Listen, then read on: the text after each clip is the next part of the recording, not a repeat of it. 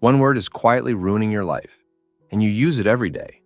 It's not mistake, it's not risk, it's later. Because later doesn't feel dangerous. It feels responsible, and that's why it works. It wasn't one reckless decision. Most people don't lose their life. They slowly trade it for comfort. It was a choice so small, it felt harmless. A choice that didn't feel like quitting. Not now. Later. After this. When things calm down. At first, it only shows up once in a while. A conversation you don't have yet. A trip you postpone. A life you keep putting off. You tell yourself you'll come back to it when you have more time, more money, more energy. And that feels reasonable. Nothing bad happens when you delay it. So your brain learns something important. It learns that waiting is safe. So the next time the moment comes, you make the same choice again. Not because you're lazy, not because you don't care, but because delaying feels responsible. You tell yourself you're being disciplined, that you're prioritizing what matters. But here's the part no one warns you about. The brain doesn't experience time evenly. Going forward, days feel long, weeks feel heavy, years feel distant. But looking back, time collapses. And that's why decades disappear without you noticing. What felt like just a few busy years becomes most of your life. A compressed block of life you barely remember. And this is where the damage starts. Because the decision to wait doesn't stay isolated, it spreads. The thing you postpone today becomes the habit you repeat tomorrow. One missed call becomes a pattern of distance. One delayed risk becomes a life of caution. One ignored desire becomes something you stop noticing at all. And every time you choose later, the door doesn't slam shut. It closes quietly. So quietly that you don't realize it's gone until you try to open it again. Years pass like this. On the surface, you're moving forward. But underneath, the same choice keeps looping. Not now, later, after this phase. When things settle down, and they never do. Because life doesn't give you a clean opening. There's always another deadline, another obligation, another reason to wait. So you keep postponing the parts of life that don't feel urgent, the conversations that matter, the risks that scare you, the things that would make your life feel like it belongs to you. You assume you'll recognize the right moment when it comes, but that moment doesn't arrive with a warning.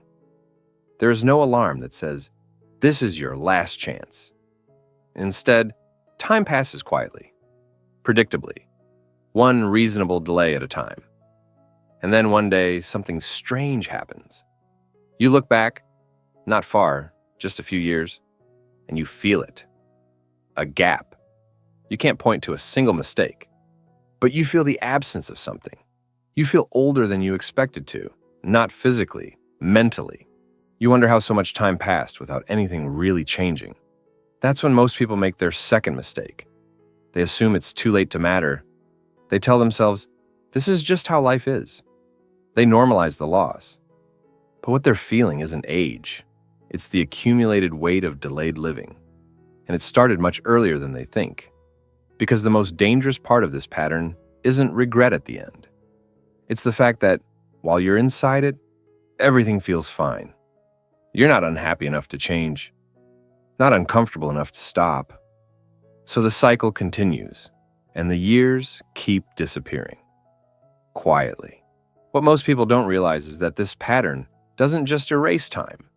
It erases identity, because the things you postpone aren't random. They're usually the things that feel most you, the ideas that don't fit neatly into your schedule, the relationships that require emotional effort, the risks that don't come with guaranteed outcomes.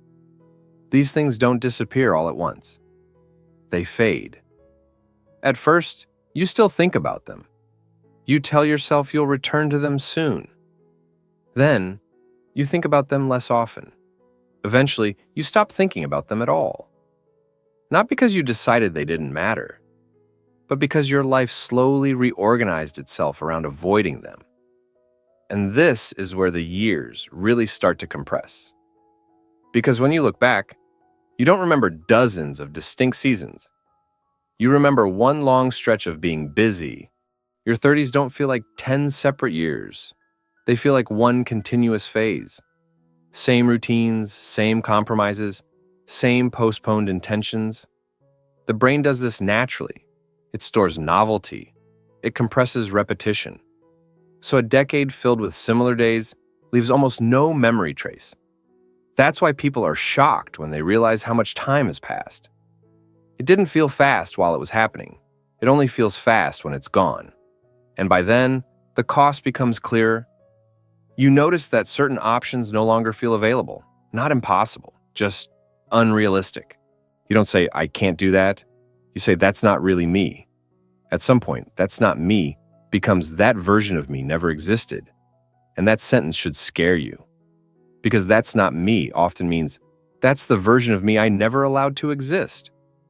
This is how small delays turn into permanent boundaries. Every time you postpone something meaningful, you reinforce a version of yourself who doesn't do that thing.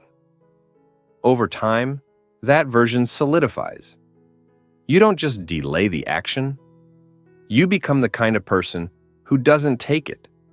And this happens without a conscious decision. No one wakes up and chooses a smaller life. They choose comfort today and repeat it. Eventually, comfort becomes confinement. What makes this pattern dangerous is that it feels intelligent. You're not avoiding responsibility. You're often prioritizing it. Work first. Family obligations first. Stability first. And those things do matter. But when everything meaningful is always scheduled after everything urgent, nothing meaningful ever happens. Urgency crowds out intention. And because urgent things shout, while meaningful things whisper, the urgent always win. So you wait. You wait to feel ready. You wait for confidence. You wait for clarity. But clarity doesn't come from waiting. It comes from movement. And confidence doesn't arrive before action. It arrives after. This is where the psychological trap tightens. The brain starts treating the future as a storage space, a place where everything important can be safely postponed. But the future is not storage. It's just delayed reality. And delayed reality has consequences. The longer something is postponed, the more emotional weight it accumulates. It doesn't stay neutral. It becomes heavier, harder to start, easier to justify avoiding. So instead of saying later, you start saying someday. And someday is even more dangerous because someday has no deadline. Someday doesn't create pressure. It creates permission to continue exactly as you are. Years pass under the protection of that word. Someday I'll change careers. Someday I'll repair that relationship. Someday I'll start living differently. And then one day, something breaks the spell. Not always a tragedy. Sometimes it's quieter than that. You see someone your age doing something you always wanted to do. You hear a song from an old phase of your life. You catch yourself giving advice you never followed. And for a moment, you feel it. A sharp awareness that time has been moving forward without your permission. That moment doesn't last long. Most people push it away. They distract themselves. They rationalize. They tell themselves it's normal. But that feeling is important. Because it's the moment when the pattern becomes visible. It's the moment you realize that nothing external has been holding you back. No one took the time from you, you gave it away. One reasonable delay at a time. And the most uncomfortable part is this. If you trace the pattern back far enough, it almost always leads to the same place. A decision to avoid discomfort now, in exchange for a promise to deal with it later. That promise rarely gets kept. Not because you forget, but because the longer you wait, the more your life reshapes itself around the waiting, until changing feels like disruption instead of growth. And by then, decades can be gone. Not stolen, not wasted recklessly, just never claimed. Your brain is wired to betray your future self. It doesn't feel like betrayal, it feels like relief. When a choice causes pain now, but promises relief later, the brain favors relief. Not because it's irrational, because it's efficient. Your mind is designed to reduce immediate stress.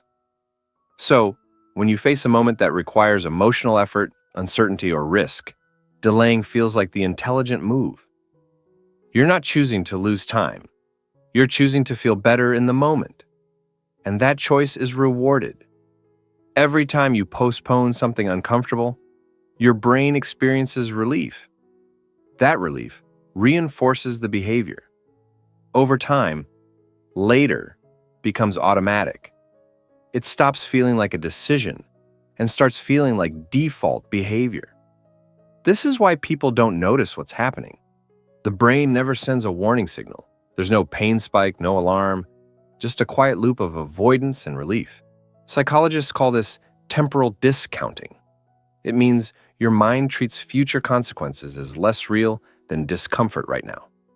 The further away something is, the less real it feels.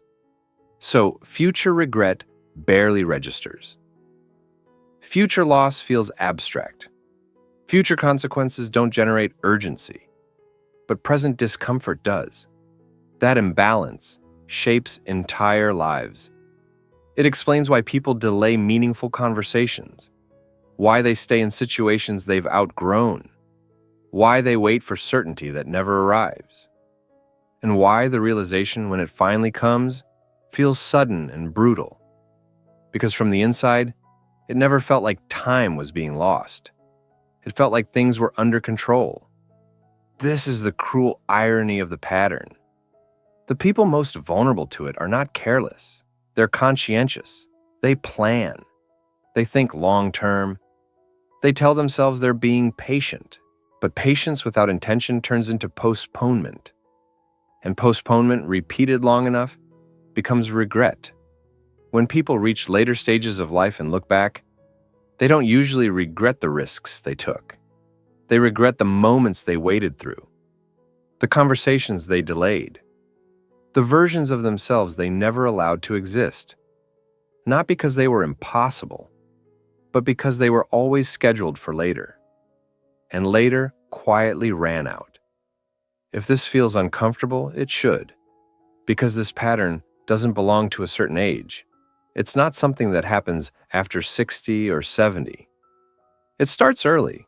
It often begins in your 20s or 30s when time feels abundant, when you believe you can always course correct later.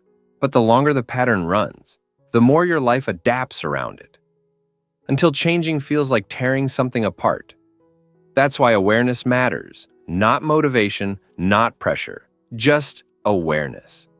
Because once you see the pattern, you can't unsee it. You start noticing how often later appears in your thinking, how frequently you trade a meaningful discomfort for a comfortable delay, how easily time slips past when nothing forces you to choose. This isn't about fixing everything at once. It's about recognizing that time doesn't disappear through dramatic mistakes. It disappears through quiet agreements you make with yourself. Agreements to wait, to postpone, to deal with it later. And every time you make one of those agreements, you're not just delaying an action. You're shaping the direction of your life, slowly, silently, one small choice at a time. So the question isn't whether time will pass. It will. The question is whether the life you're building is the one you meant to build. The most dangerous word in your life isn't failure. It isn't risk. It isn't even regret. It's later.